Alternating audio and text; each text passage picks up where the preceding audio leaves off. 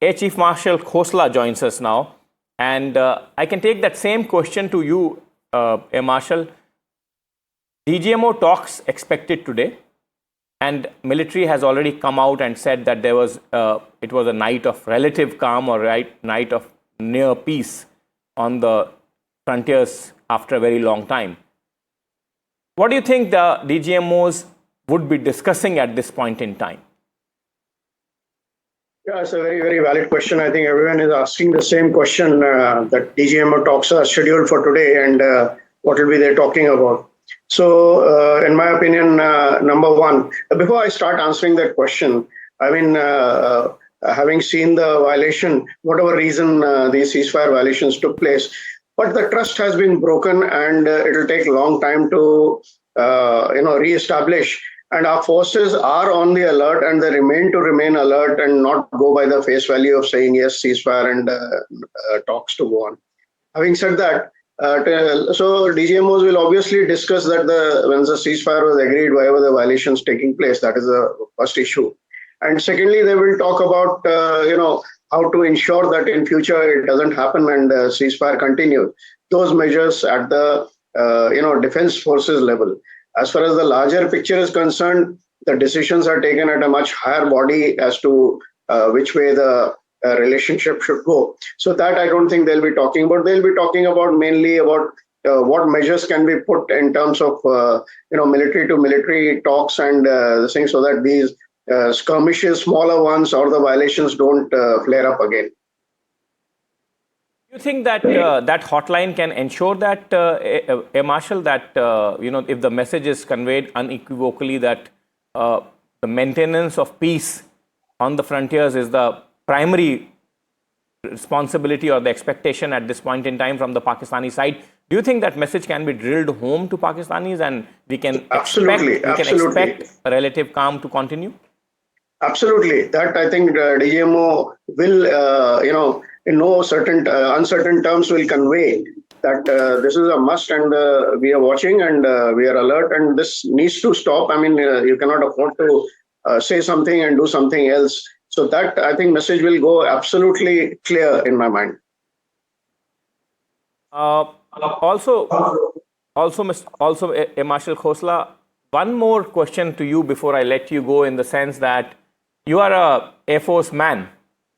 What you have seen through the operation, the Pakistani response, and the Indian counter reaction. See, there are three phases. First, India struck, then Pakistanis tried to react, and then India repelled those attacks and struck back harder, as your colleagues, actually at least your former colleagues yesterday said, at some of the most prominent air bases in Pakistan, like Rahim Yar Khan, which looks like out of action right now. Can you explain to our viewers in the common man's language, Air Marshal, as to what exactly happened post India struck during the Op Sindoor? Can you explain to it, elaborate upon it? I will explain in the sense like, I look at it in three verticals, what all Indian forces have done. And not only Air Force, I mean, all the three forces together. And what are the results? And that's my perception of the whole thing.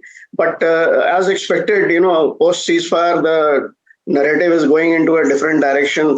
Who called off first? Who, as if that makes out whether it's a victory or a loss, and how many were killed, how many damage. That's not actually important. Important is much bigger picture. So anyway, coming back to your question. So the first part is the striking of 9 terrorist camps and going deep into the headquarters of LET and Jaish-e-Mohammed. As compared to Balakot, if you see, it has really, really big response, where we struck only one terrorist camp, which had about 300 terrorist interests. But here we have gone into 9 camps, and out of which quite were, populated by these terrorist thing. And these camps were of different this thing, right? Some to headquarters, some were, the training camps in terms of training suicide bombers, in terms of training mujahideens, and also logistic, launch pads. So it's a variety of targets. I mean, the response was very, very clear that our patience has run out, and the message was very, very clear. Okay, that is one.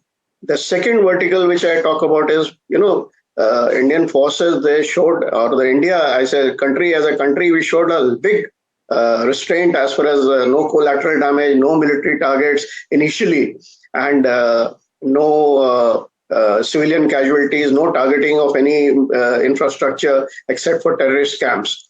But Pakistan, when it started showing its color, then also we showed quite a bit of maturity in terms of not fully escalating and exercising, but responding in an equal or maybe slightly more to show our resolve. Okay, now the third part is again very, very important. When the things were getting too much, this last phase of attack, which the three DGMO, DGNO, DG briefed about the damage done on various airfields, I think that was very, very important. If you notice, two things. One is variety of airfields were attacked. It's not only one or two or three. The message was very clear that we can go into all your infrastructure all over your country, wherever it is, number one. Number two, nobody has spoken about the type of targets. If you see, somewhere the runway was hit, a big crater was created, somewhere the hangars were hit, the hangar was destroyed, somewhere the command and control centers were hit, somewhere the radar units were hit, somewhere the surface to air missiles were hit. So the variety of targets, what it indicated was that we have the capability of hitting you everywhere. We have the capability of hitting every type of your military infrastructure. And this is just a sample which we have shown you. And second message which went was that we have the resolve to do it if you continue on this path. I think this third part which I covered was very, very important in, making Pakistan come to a conclusion. Yes, I think we need to stop. Resolve to show that we can hit you where we wish to, says former Air Vice Chief Mr. Khosla, Air Vice Marshal Khosla. Thank you very much for joining NDTV and putting it out in perspective for our viewers in a very eloquent fashion. Thank you very much.